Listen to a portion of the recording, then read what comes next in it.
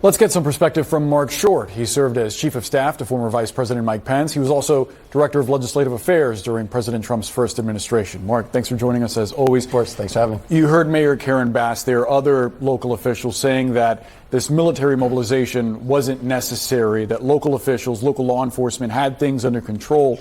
Do you think that sending this military presence over the objection of local leaders was appropriate?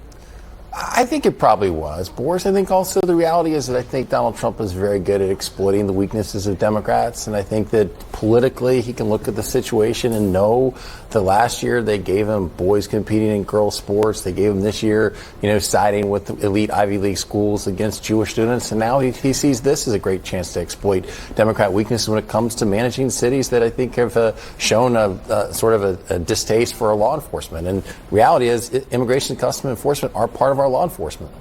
The view on the ground is that these folks, the vast majority of them, are protesting peacefully against the administration's handling of these ICE raids. I wonder what you make of the nature of this immigration crackdown, if it could kind of go overboard and backfire for the administration, because right now you see it as weakness, but there are now protests being planned for across the country in the coming weeks. Sure, it could, but at the same time, right now, I think that amongst the issue sets, a lot of Americans still give President Trump credit for his positions on immigration and border control. And I think the reality is that, it may be perceived by some that this is mostly peaceful protest, but people can still see the images of police cars on fire and recognize that things were not entirely under control. We've had previous Democratic administrations between President Biden and President Obama who deported millions of people, and yet we didn't see the kind of response that we've seen from communities that have watched their loved ones get picked up during raids at Home Depot, for example, or have seen, college students, people that don't have a criminal record, get lined up and processed for deportation. Isn't there a smoother way to handle this? Probably, yeah. I'm not going to disagree with that. I think there's also a reality that, America's part of what has propelled our economy is making sure we're bringing in people who are adding to our labor force. And so I think there could be economic consequences to the policy too. But right now, I think for the vast majority of Americans, one of the reasons they elected Donald Trump for a second term is they felt that our border had been overwhelmed and they wanted a change in policy. And I think so far, they're supportive of what he's doing.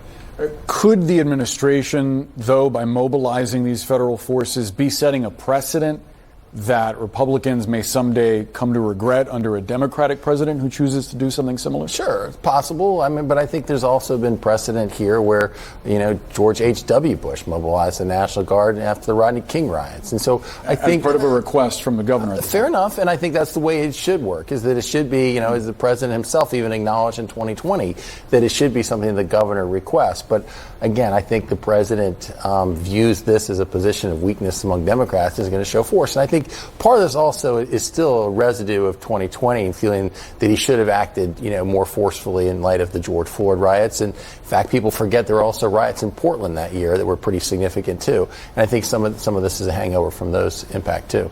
Do you see a hangover from January 6th as well? He's been criticized by Speaker Emeritus Nancy Pelosi for not deploying National Guard on that day. You obviously experienced some of that. Well, rightly so. I think that the administration says that anyone who touches law enforcement will be prosecuted to the full extent of the law and jailed, I think runs pretty counter and hypocritical to the notion that all of those who assaulted police officers were pardoned in the very first week of this administration. And so, yeah, I think that's a big vulnerability, but in some ways, this show of force and standing with law enforcement can sort of help move that chapter into the past. So yes, I agree with you. It is a fairly hypocritical position, but at the same time, I think optically it's beneficial for the Trump administration. Now, I'm curious because you've been in the room for conversations about major policy decisions.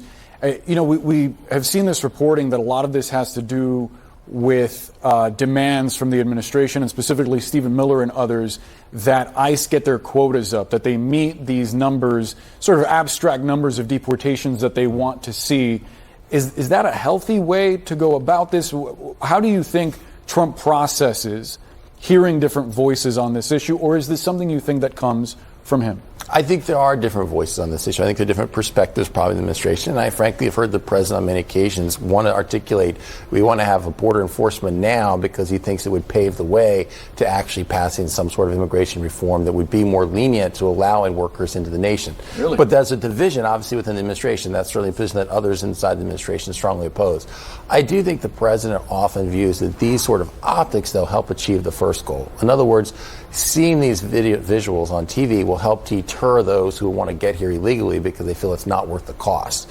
And so there is sort of, as you look at the actual number of border crossings being significantly down, in many cases, the images that people see help contribute to that. Marc Short, appreciate you sharing your point of view. Boris, thanks. Thanks.